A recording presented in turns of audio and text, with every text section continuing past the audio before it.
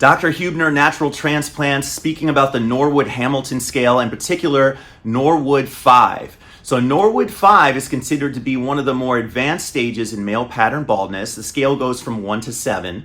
And at this stage, not only do you have the recession in the front, where people will have a widow's peak or widow's curve, sometimes they'll actually lose the central area as well.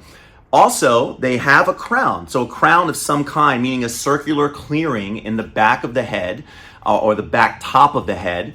And so at this point, you also have, in addition, some narrowing of the central bridge. So basically, it's a little more advanced than Norwood 4 in terms of the area, but you still maintain to some degree kind of some hair in the middle in the central bridge area.